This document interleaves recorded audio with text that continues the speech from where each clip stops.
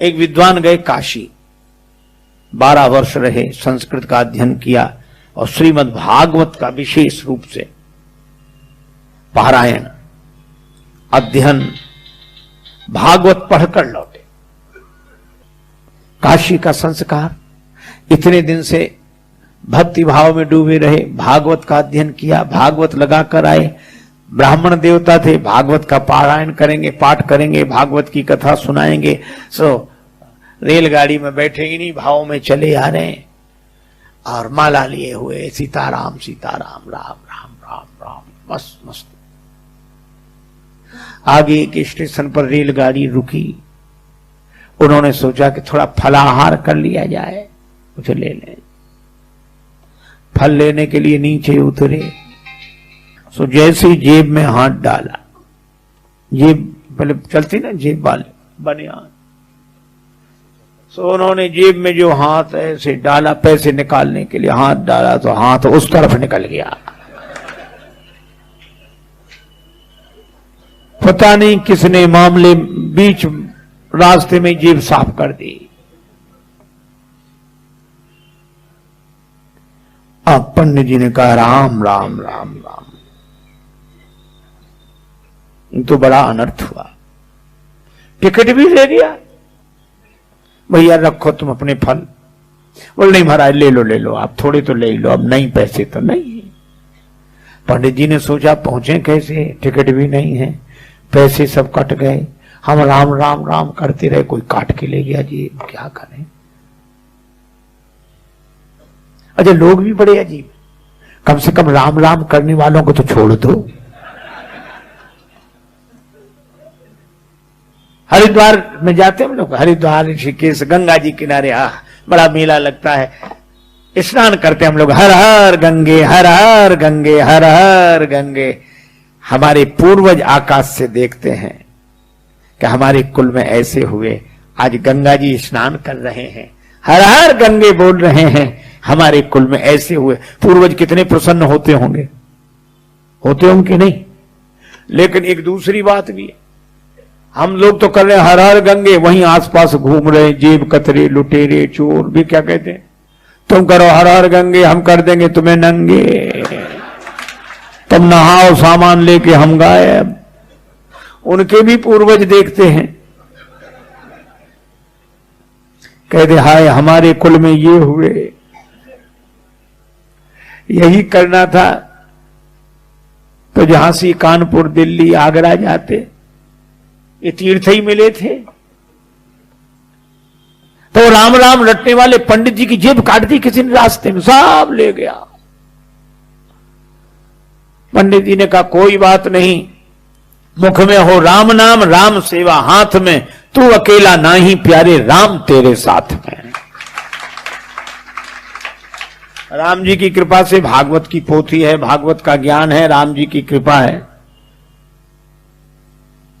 Station पर वहीं उतर गए, रेलगाड़ी की दूसरी तरफ उतर के पार हो गए। सामने एक गांव दिखाई दे रहा था, 2-3 किलोमीटर दूर होगा। पैदल पैदल पैदल उस गांव तक पहुंचे। वहां इंटीरियर गांव, अविकसित गांव। उन्होंने सोचा कि इस गांव के पंडित जी के पास चले। तो गांव में ब्राह्मण देवता के पास पुरोहित जी का मकान पूछते पूछते गए। पुरोहित जी प्रणाम। अब पुरोहित जी बात ही ना करें, हाँ और क्या हुआ भाई कह रहे, पुरोहित जी प्रणाम। सहज बोले प्रणाम, क्या बात है? उस आदमी पंडित जी को लगा कि ना इसने ये कहा कि आइए बैठिए जल पीजिए ना, तो भी पंडित जी ने हिम्मत करके कहा कि हम काशी से आ रहे हैं, हम काशी से आ रहे हैं। सोचा इसको थोड़ा प्रभाव पड़ेगा, हम काशी से आ रहे हैं। सो क्या बोला, तुम कलकत्ता से चले आओ, हमें क्या मतलब इससे, काशी से आ रहे हैं। अरे भैया हम भागवत कथा कहते। पुरोहित बोल कथा भागवत हमने तो आज तक सुनी नहीं है, ये नाम भी हम पहली दफे सुन रहे। अरे तो अपने गांव के पटेल से कह दो कथा करा लें, भागवत कथा। बोले जाओ, हम ऐसे बेकार के काम लेके नहीं जाते, हमारा पटेल दूसरे तरह का, चलो जाओ जाओ जल्दी जाओ। पंडित जी काशी के भाव से बोले कि देखो हम भी ब्राह्मण तुम भी ब्राह्मण, लेकिन जाति को न जाने सो जाने कौन जाति को है, हमारा सहयोग करना चाहिए आपको। इतना गुस्सा आया, बोले बैठ जाओ। अब गए वो पटेल के पास। सो पटेल एक शिला पे बैठे, दरवाजे के बाहर पत्थर की शिला, उसमें पंचायत निपटा रहे थे। तब तक पुरोहित, आओ पुरोहित महाराज बैठे। पुरोहित जी ने कहा पटेल साहब एक पंडित जी आए हैं तो भागवत कथा, ऐसी नाम बता रहे थे करते, भागवत कथा करा ली जाए, भागवत हो जाए। पटेल बोले कैसी बात करते हो, इतने दिन से आज तक तो किसी ने ये नाम ही नहीं सुना, आप भी किन किन की बातों में आते हो भागवत, चलो भगाओ भगाओ भगाओ उनको। नहीं, पंडित जी को बड़ा बुरा लगा कि इसकी वजह से हमको और गालियां सुनने को मिली। लेकिन तब तक पटेल साहब के दो बच्चे छोटे छोटे नाती वहीं, अब उन्होंने रोना शुरू किया, क्या है क्या है। वे बोले हम तो भागवत देखेंगे, भागवत देखेंगे। उन्होंने समझा कि भागवत माने खेल होगा, जादूगर दिखाता है, मुंह से बड़े बड़े वो निकालता है और ऐसे, या बंदर नचाएगा, भालू नचाएगा, वो भागवत देखेंगे भागवत देखेंगे। पटेल बोले चुप हो जाओ। बच्चे बोले नहीं हमें तो भागवत देखनी है, भागवत। अब भागवत सुनी जाती कि देखी जाती। तो पटेल पुरोहित से बोले जाओ बुला ले आओ उन्हें, हमारे बच्चे रो रो के परेशान है, बुलाओ जल्दी, दिखाएं कैसी है भागवत। और पंडित जी जल्दी जल्दी गए, उधर काशी से पंडित जी आए। पुरोहित बोले जल्दी करो चलो। अरे बोले भगवान स्नान तो कर ले, फिर समय से शुरू होगा मंगला। बोले जो मंगलाचरण और जो सब नहीं चलता है यहाँ। तो बोले नहा तो बोले नहीं ऐसे नहा लिया तुम तो, चलो दिखाओ भागवत कैसी है। पंडित जी समझ गए सब मूर्ख ही है ये सब। उन्होंने जल लेकर आचमन किया, ओम अपवित्रो पवित्रो वा सर्वावस्थागतो पिवा। अब पहुंचे, अपना कंबल भागवत की पोथी विराजमान। सोच रहे थे कि नहीं होगा तो आसन लगा देंगे, तिलक कर देंगे, इतना ही बहुत है, हम अपना कथा शुरू कर देंगे। पर जैसे ही पहुंचे जो देखा तो पटेल क्या बोला, इतनी देर लगाई जाती है तुम्हें, है? कब कब बुलाया, लड़कों के प्राण निकल रहे हैं, दिखाओ भागवत। पंडित जी ने सोचा लड़कों के प्राण, लड़के रो रहे हैं भागवत देखने को। गए, पटेल बोले जल्दी दिखाओ भागवत। और पटेल ने उठे चले गए अंदर। सो पंडित जी ने उसी शिला पे कम्बल बिछाया, भागवत खोली। अब वो पटेल के पास जो 2 4 5 10 पहले से बैठे थे वो बैठे। कब चलो घर चलो, घर नहीं, भागवत तो देखो कैसी होती है। अब वो देखने के लिए बैठे भाग। अब पंडित जी ने श्लोक शुरू किए, भागवत शुरू की। अब बच्चे भी सुने तो नहीं, ऐसे देखें कि अब निकलने वाला है इसमें से कुछ। अब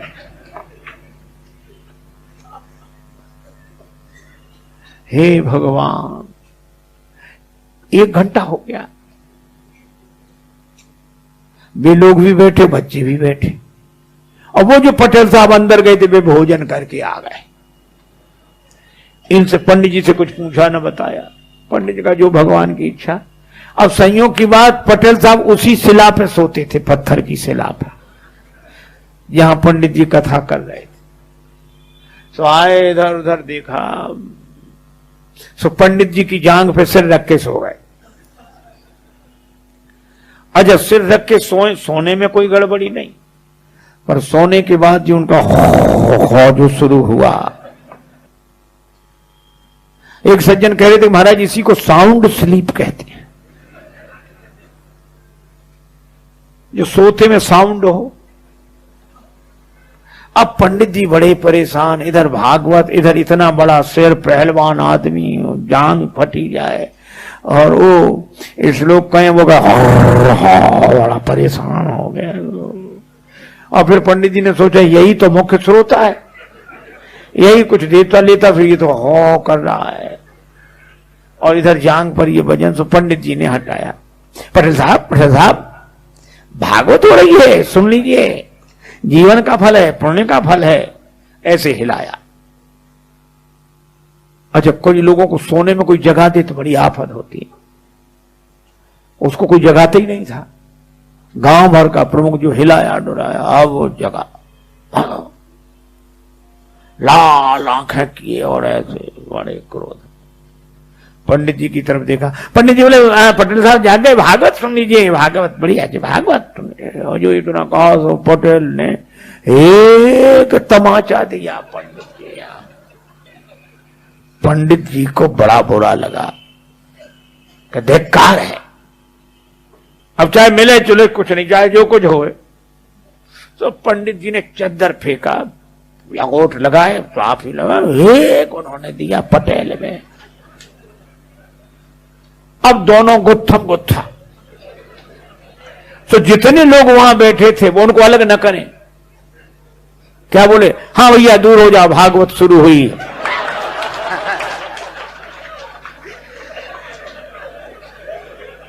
अब हुई भागवत शुरू। अब बच्चे भी दूर खड़े खड़े, हाँ। अच्छा, कोई अलग भी ना करे उन्हें के एक तरफ करें, दूर छूना नहीं कोई भागवत को, बिना नहाए हो कोड़ी हो जाओगे अगर छूट गया तो। महाराज कोई न छुड़ावे। और वो गत्थम पत्थर पंडित जी होने कहते हैं, हाँ बोलने को। गांव में अनाज रखने के लिए गड्ढा सा बनाया जाता है, खोड़िया बोलते हैं उसको, खाली पड़ी थी। सो दोनों लुढ़कते फुड़कते उसी में गिरे गए। अब पंडित जी तो बिना खाए पिए और तैयार, सो पटेल को पटका नीचे छाती पे चढ़ बैठे और उसका गर्दन लगा, धनाधन धनाधन धनाधन, पटेल पर पूरा क्रोध। अब लोग ऐसे देखें, बोले ओ परमेश्वरी, भागवत सुनना तो दूर, हमसे तो देखी भी नहीं जा रही। एक बोला, अभी पंडित जी के शरीर में भागवत भरी है, पटेल पर चढ़ी भागवत।